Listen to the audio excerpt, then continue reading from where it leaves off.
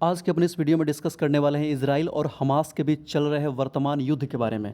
इस वीडियो को शुरू करने के पहले आपके साथ हम कुछ फ़ोटोज़ साझा कर रहे हैं जिससे देखकर आप पता कर सकते हैं कि इस युद्ध की इंटेंसिटी कितनी है। आपके सामने अभी एक इमेज यहाँ पे इंसर्ट किया गया है, आप देख सकते हैं। हो सकता है कि कुछ लोगों को ये इमेज देखने में बड़ी ही खूबसूरत दिखती हो, लेकिन आई एम श्योर कि फ़िलिस्तीन और इजराइल में रह रहे जो भी लोग होंगे उनके ज़िंदगी का ये सबसे डरावना और सबसे बेकार फ़ोटो होगा।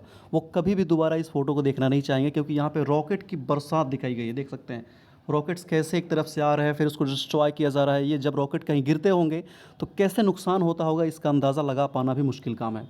अब देख सकते हैं ये एक बहुत ही विध्वंसकारी जो इमेज है वो उन्हीं रॉकेट्स की देन है कि कैसे वो जाकर कहीं टारगेट हिट करते हैं, चाहे वो टारगेट इजराइल में हो चाहे वो फ़लस्तीन में हो। कितना नुकसान होता है, कितने लोग उसके पीछे मारे जाते हैं, ये देखिए। कल्पना भी नहीं किया जा सकता है कि ऐसी स्थिति भी कभी आज 2023 में भी दुनिया के सामने आ सकता है, और कोई ना कोई हम जैसा इंसान ही, आप जैसा इंसान ही इसको झेल भी रहा है और इसको कर भी रहा है। अभी 9 घंटे पहले की, फ़िलहाल की नहीं, 9 घंटे पहले की एक रिपोर्ट है जिसमें कहा गया है कि लगभग 1500 हमास के फाइटर्स के जो बॉडी है, डेड बॉडी, वो इजरायली टेरिटरी में रिकवर किए गए हैं। इजराइल में घुस गए थे सिंस हमास के लड़ाके, तो वहाँ पे उनको मार दिया गया है और 1500 से ज़्यादा बॉडीज़ रिकवर करी गई है। इसका मतलब है कि ये डेथ टोल और आगे जाने वाला है, और भी बहुत सारी ऐसी बॉडीज़ रिकवर होंगी, और कुछ बॉडीज़ तो इजराइल के बाहर भी गाज़ा पट्टी जैसे क्षेत्र में भी आपको देखने को मिल सकती है। पहले न्यूज़ आया था कि कुछ कैजुअलिटी काफ़ी कम है, लेकिन ये बढ़ चुकी है, और रिपोर्ट के अनुसार 1500 से ज़्यादा, मतलब 1600 से 1800 के बीच में जो फ़लस्तीन है, गाज़ा पट्टी है, उधर के लोग मारे जा चुके हैं। जबकि लगभग 6 से 700 के आसपास में जो इजरायली सिविलियन और सोल्जर्स हैं वो ही मारे जा चुके हैं। युद्ध का ना सबसे भयंकर रूप यही होता है कि सोल्जर्स से ज़्यादा जो आम लोग हैं, जो बुज़ुर्ग हैं, बच्चे हैं, जो महिलाएं हैं, वो इसमें मारे जाते हैं। और उसके बाद से जब युद्ध ख़त्म होता है तो फिर वापस से ज़िंदगी को नॉर्मल करने में कितने साल, कितनी मेहनतें लग जाती है। कुछ लोग होते हैं जिनको युद्ध में ना ट्विस्ट मिलता है, मज़ा आता है कि वो लड़ाई हो रहा है, फिल्म चल रहा है, लेकिन वास्तव में दुनिया का ये सबसे गंदा रूप होता है। इस वीडियो को समझने के लिए सबसे पहले देख लेते हैं कि इजराइल का लोकेशन, ये जो देख रहे हैं ना, ये इजराइल है, ये मेडिटेरेनियन सी है, और ये है वेस्ट बैंक। ये वेस्ट बैंक है। इधर आपको लेबनान मिलेगा, ये जो है जॉर्डन है, ये सीरिया है, यहाँ पे है गोलन हाइट्स, ये इजिप्ट है, और यहाँ पे छोटा सा आपको स्ट्रिप दिखेगा जिसको बोलते हैं गाज़ा स्ट्रिप। इसको ध्यान रखें क्योंकि सारा का सारा कहानी यहीं से है।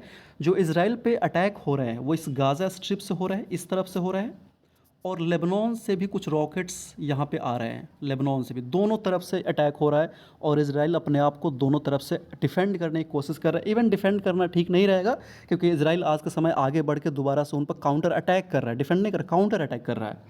ऐसा माना जाता है कि ये जो सरप्राइज़ अटैक है इजराइल के ऊपर, ये ऐसे ही नहीं हुआ, इसकी प्लानिंग काफ़ी समय पहले से की जा रही थी, और इसके पीछे ईरान का बहुत बड़ा हाथ है। वर्ल्ड मीडिया में ये बहुत ज़्यादा इसको डिस्कस किया जा रहा है कि ईरान का इसमें बहुत बड़ा हाथ है। इसके अलावा लेबनान, सीरिया, इन जैसे देशों का भी इसमें उतना ही बड़ा रोल है। कहीं ना कहीं टर्की का भी इसमें रोल आ जाता है, जो मिल के हमास के कंधे का इस्तेमाल करना चाहते हैं इजराइल को तहस नहस करने के लिए। लेकिन हमास और जो वहाँ के दूसरे लोग हैं उनको समझना चाहिए कि भले ही ईरान या कोई भी देश फंड तो कर रहा है, लेकिन जो लोग मर रहे हैं ना वो हमास के मर रहे हैं, जो लोग मर रहे हैं वो फ़लस्तीन के मर रहे हैं, जो लोग मर रहे हैं वो इजराइल के मर रहे हैं।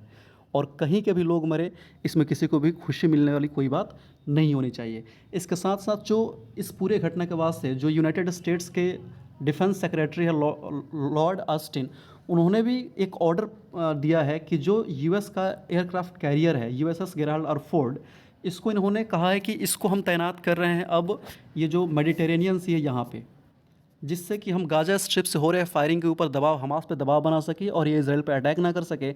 और इजराइल के रक्षा मंत्री ने तो ये भी कह दिया है कि ना अब बिजली देंगे, ना पानी देंगे, ना खाना देंगे, कुछ नहीं देने वाले हैं। पूरी तरीके से गाज़ा स्ट्रिप को ब्लॉक कर दिया जाएगा, चारों तरफ से इसको घेर लिया जाएगा कि वहाँ जनजीवन बुरी तरीके से प्रभावित हो जाए। और ऐसा अब न्यूज़ भी आ रहा है कि जो गाज़ा पट्टी के एडमिनिस्ट्रेशन है वो कह रही है कि पिछले 20 सालों में अब तक का सबसे गंदा माहौल वहाँ का है।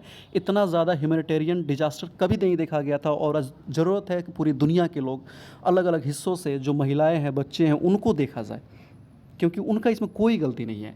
इसके अलावा एक रिपोर्ट ये भी कह रहा है कि हमास के जो लड़ाके हैं उन्होंने 100 से ज़्यादा इजरायली सिविलियंस को, महिलाओं को, बच्चों को बंदी बना लिया है, और उन्होंने ये तक कह दिया कि अगर इज़राइल अटैक उन पे करता है तो एक-एक करके सबका गला रेतना, उनको मारना हम शुरू कर देंगे, जो कि सबसे ज़्यादा भयावह चीज़ है और सबसे ज़्यादा क्रूरता का परिचय है। ये नहीं होना चाहिए था। अगर हमास सच में फ़लस्तीन की लड़ाई लड़ रहा है, सच में फ़लस्तीनियंस के आज़ादी की लड़ाई लड़ रहा है, तो ये उसका सही रूप नहीं हो सकता है। आई होप आपको सब कुछ क्रिस्टल क्लियर हो गया होगा।